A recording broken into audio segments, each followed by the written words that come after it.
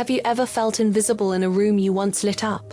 Have you ever walked into a place where people used to know your name, only to realize that now you are just a shadow of their memory? I'm Audrey Sinclair, and I know that feeling too well. At 54, when I should have been enjoying the rewards of decades of hard work, I found myself starting over. But my story doesn't begin at 54. It began many years earlier in Minneapolis, Minnesota, where the winters are long, the summers are short, and life has a way of teaching you resilience whether you ask for it or not. I was born in 1970, the youngest of 3 sisters. My father worked as a mechanic grease under his nails, determination in his eyes, and my mother was a school librarian who smelled of old books and peppermint gum. We were not rich, but we were never poor in the ways that really mattered. There was always soup simmering on the stove, and there was always someone to remind you to put on a sweater before you went out into the snowdot as a child. I was a dreamer. While my sisters played dress-up, I wrote pretend resumes for imaginary jobs. I liked to imagine myself as a woman who knew her worth. Maybe that's why, as soon as I was old enough, I took pride in working. At 16, I scooped ice cream at a local parlor, my hands freezing but my heart alive with independence. At 22, I landed my first office job at a small insurance firm. I thought it was temporary, a stepping stone. But those stepping stones often become paths you never meant to walk for decades. In my 30s, life seemed to unfold the way it was supposed to. I married David, a man I met at a 4th of July barbecue. He was charming in the way men are when they know how to tell a joke that makes everyone laugh without offending anyone. We bought a little house with a yard big enough for our 2 kids, Ethan and Marissa, to chase each other until the fireflies came out. I worked in corporate administration, climbing from assistant to manager, and for a while I believed I had it all. Stability, family, love. But life doesn't hand you a script, it hands you a pen. And you learn that sometimes the ink runs out just when you need it most. By the time I turned 40, I had already faced my first betrayal. It wasn't from my husband, not yet. It came from closer to home, my older sister Carolyn. After our mother passed, there was a modest inheritance. A little money, some jewelry, and the house we grew up in. Carolyn, being the eldest, was trusted with handling the estate. I believed her. Why wouldn't I? She was my sister. But when the paperwork settled, the house was gone. Sold without discussion. The money, at least my share, was lost in what she called a bad investment. It wasn't the house or money that hurt the most. It was the realization that blood ties don't always mean loyalty. I cried for weeks, not just for what was stolen, but for the girl who used to share secrets under the covers with a flashlight. I told myself I would never let betrayal break me again. I was wrong, of course, but at 40, I still thought promises to myself were ironclad. Marriage, too, was not what I dreamed it would be. David and I had love once. But love alone doesn't carry the weight of bills, distance, and unspoken resentment. When his company offered him a higher position in Chicago, he took it without asking me. At first, we managed long-distance calls at night, visits on weekends, but slowly, our marriage became like a photograph left in the sun, fading until you could barely see the outlines. By the time I hit my late 40s, we were living more like polite roommates than husband and wife. Divorce papers never came, but the silence between us was a divorce of its own. Still, I clung to my work. My job had become my identity. For over 20 years, I poured myself into corporate life, late nights, extra projects, mentoring younger colleagues. I thought loyalty would protect me. I was wrong again. The day I turned 52, I noticed things at work changing. Younger hires came in, buzzing with ideas and technology skills I didn't have. Meetings I once led were suddenly scheduled without me. When new software was introduced, I struggled, not because I couldn't learn, but because no one bothered to teach me. The whispers of, "She's been here too long," followed me like a draft under a closed door. I ignored it until the day I couldn't anymore, at 53. I was restructured out of the company. 20 years in one email, one box, one walk to the parking lot. Job loss in your 50s isn't just about money. It's about identity. It's walking into a job fair and realizing every recruiter's smile tightens when they see your birth year. It's applying for dozens of jobs only to be told you're overqualified, when all you want is a chance. I thought I could power through, the way I always had. But the truth is, I sank. Not into cancer, not into a dramatic collapse, but into something quieter: arthritis and depression. Arthritis crept into my knees and hands, making even the simplest tasks painful. Depression slid into my mornings, making the bed feel heavier than the world outside it. I wasn't dying, but I wasn't living either. Ethan, my son, was the first to notice. He had always been observant, the kind of boy who knew when I needed tea without asking. By then he was 24, a young man building his own life, but he would come over with groceries and linger, as if making sure I hadn't disappeared into the silence. One evening he sat me down at the kitchen table. "Mom, you can't let this be the end of your story," he said. "You've spent your life building everyone else's future. Maybe it's time to build your own." At first I laughed. Build what? I had no money, no confidence, no energy. But Ethan wasn't joking. He pulled out his laptop and showed me something I had never considered. Freelancing. Not crafts, not baking, not retail. He suggested I use what I already knew: corporate management, resumes, career consulting. "People pay for this, Mom. You've been mentoring people for free your whole life. Now it's time to value your own worth." It was the first spark of light I'd seen in months. The next weeks were shaky. I started small, helping a neighbor polish her resume, coaching a friend through an interview. My arthritis made it hard to sit long hours, but I learned to pace myself, take breaks, stretch, use therapy exercises. Slowly, the fog lifted. The work didn't just bring income, it brought back my sense of purpose. But not everyone was supportive. David, still technically my husband but long gone in spirit, dismissed it as a hobby. Carolyn, the sister who betrayed me years ago, scoffed when she heard about my little project. For once, though, their doubt didn't crush me. It fueled me. Because for the first time since I was 10 years old, I realized something. I didn't need to prove myself to them. I needed to prove myself to me.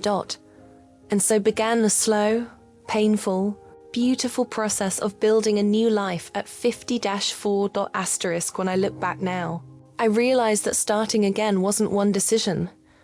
It was 1,000 tiny choices stitched together by stubbornness. I didn't wake up one morning with courage in my pocket. Courage came slowly, like a shy guest at a dinner table, showing up a little more each day until it finally stayed. At 54, I had a handful of resume clients and a new notebook I treated like scripture.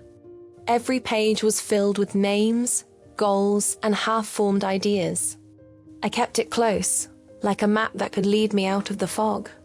Still, I doubted myself daily. Was anyone really going to pay me to help them find jobs when I had just lost mine? The irony nearly broke me. But then I thought of Ethan.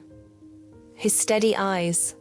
The way he said, "You've been doing this your whole life." And I tried again. The first breakthrough came from the most unexpected place. One of my former co-workers, a young woman named Rachel, reached out.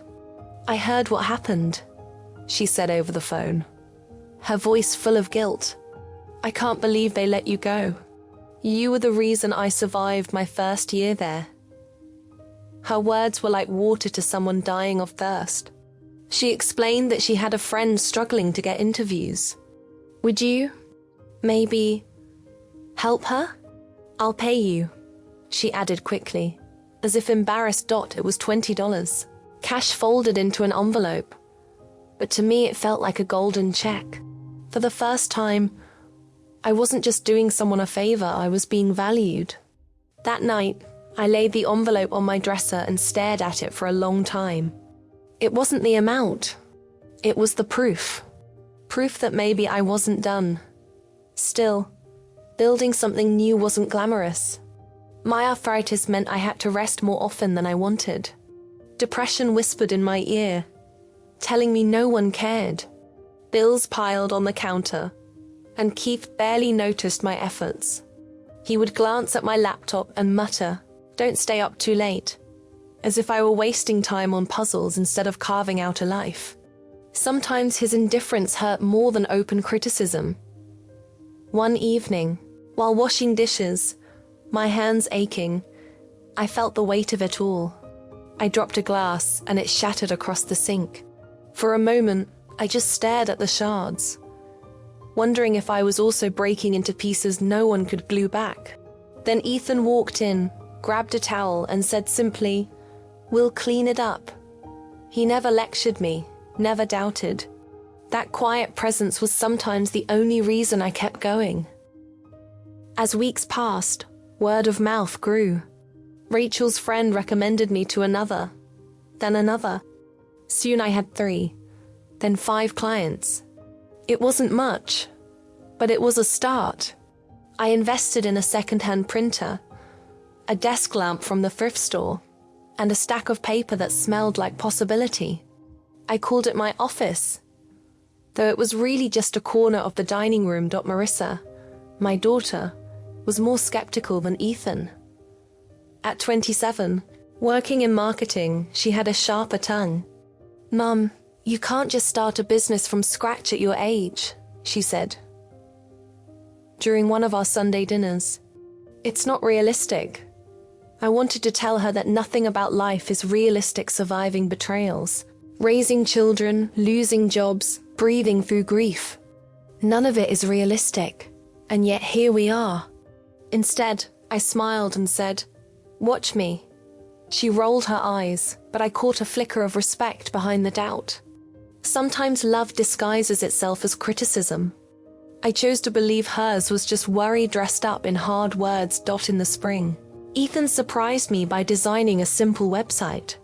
"You need to be online, Mom," he insisted. "People need to find you." I stared at the screen, my name glowing at the top. Audrey Sinclair Career Consulting. It felt surreal. There it was, in black and white, my name.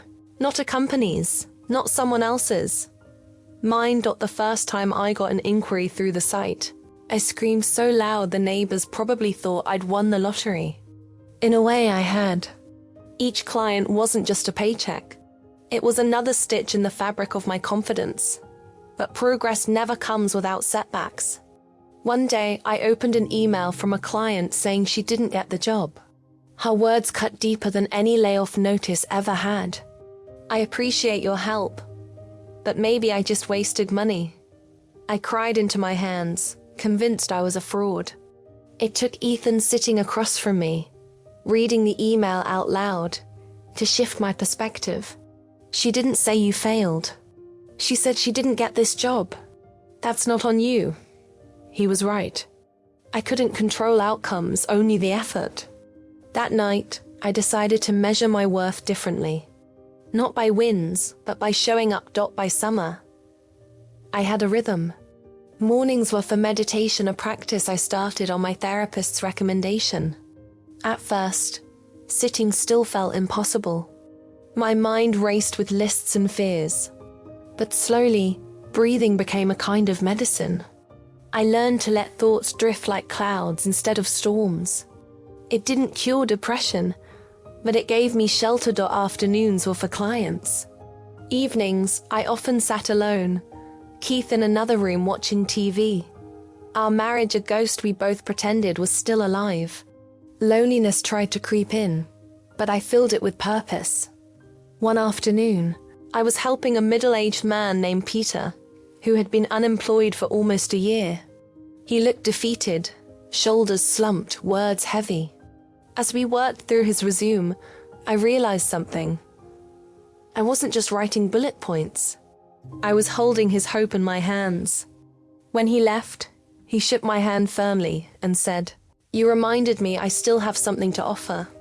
I closed the door and cried, not from sadness, but from the overwhelming weight of being useful again. Meanwhile, finances were still tight. I took on small gigs editing, tutoring, anything that paid. Some nights, I worried about bills piling up. But then a check would come in, a little more than expected, just enough to keep me afloat. Slowly, the fear of sinking eased. Then came the betrayal I didn't see coming. It wasn't from Keith, though by then his silence had become its own form of cruelty. It came from someone I thought was a friend, Nancy, a woman from church who I trusted enough to share my fledgling business ideas with.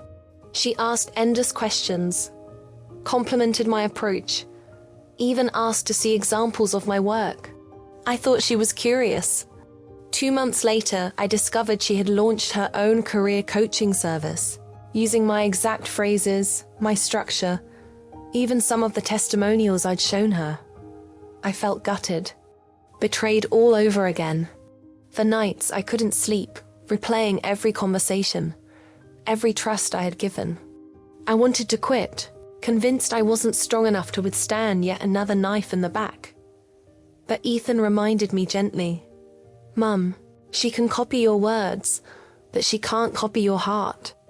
That's what people come to you for." So I pushed forward. Instead of letting her steal my voice, I made mine louder. I started posting small career tips on social media. My following grew not huge, but steady. Slowly, I built a reputation not just for services, but for authenticity. Clients came to me because I wasn't slick or rehearsed.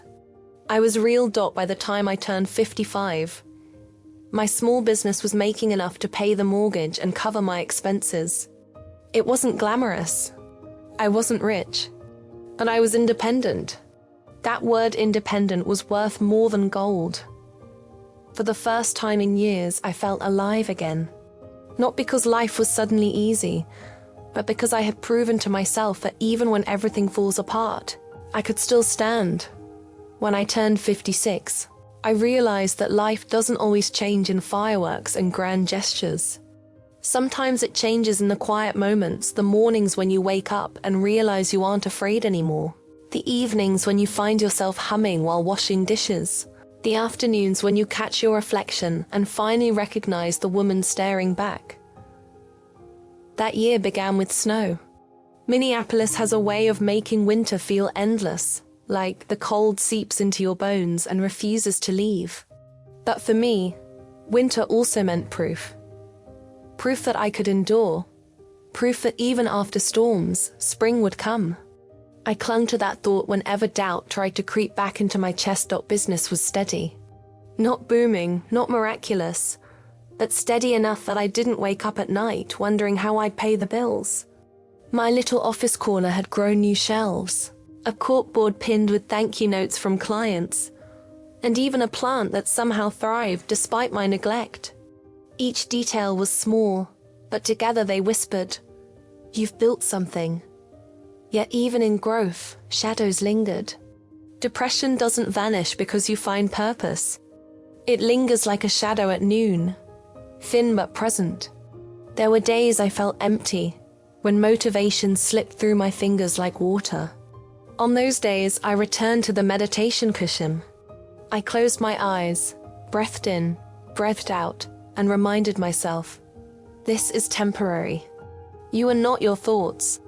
Slowly, therapy and practice became the scaffolding I leaned on, holding me upright when my own bones felt weak.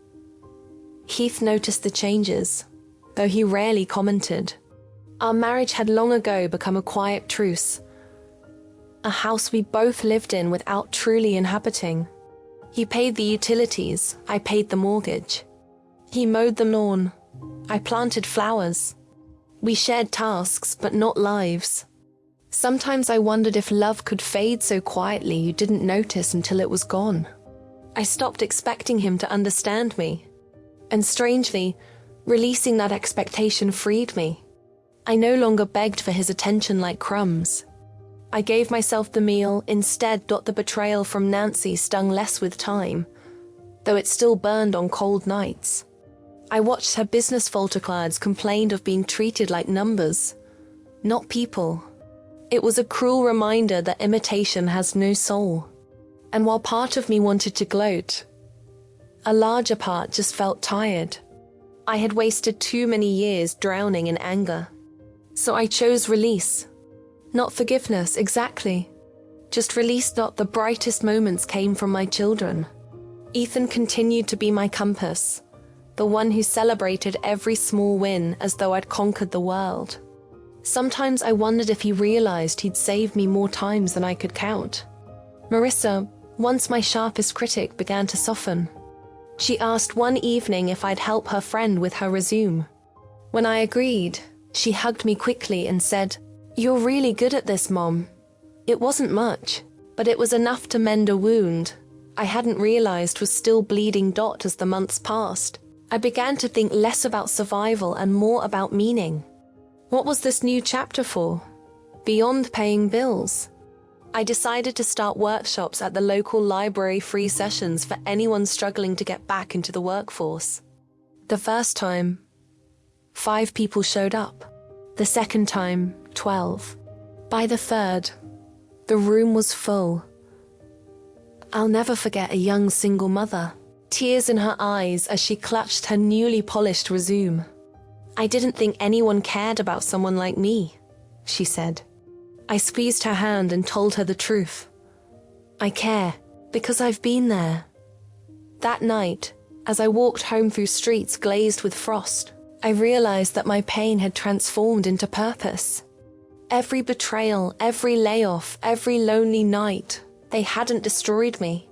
They had carved me into someone who could reach out to others in their darkest moments and whisper, "You are not alone." Still, doubt would occasionally slip through cracks. There were nights when I lay awake wondering if I'd wasted too much of my life. But then I remembered, rebuilding at 54 wasn't late.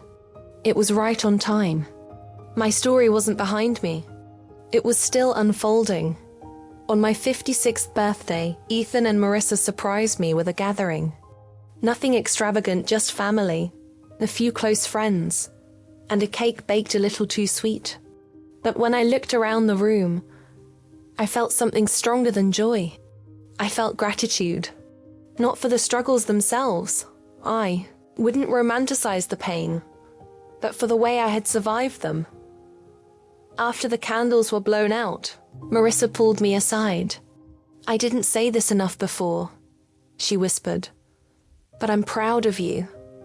I hugged her, my throat tight. Those words filled a space I had been carrying empty for years. Later that night, after everyone left, I sat by the window watching snow fall like tiny miracles. I thought about the girl I had once been, the dreamer who believed life would be simple. I thought about the woman at 40, broken by betrayal, unsure she would ever stand again. And I thought about the woman now, 56, scarred but whole, carrying both sorrow and triumph with the same steady hands. If you asked me what success looks like, I wouldn't point to my business, my modest home, or even the clients I've helped. Success for me is waking up every morning knowing that no matter what happens, I will not surrender to bitterness. I will face life with a stubborn smile, because that smile is mine, and it cannot be stolen. I know now that life will always bring storms. Some will come quietly, others like hurricanes. But I've built a shelter inside myself made of resilience, stitched with meditation, lit by hope. It is not unbreakable, but it is strong enough. So here I am, 56 years old, still writing my story, one breath, one choice, one small victory at a time. And if you ask me how I survived, I'll tell you this. I stopped waiting for someone else to save me. I became my own rescue. And that after everything is enough.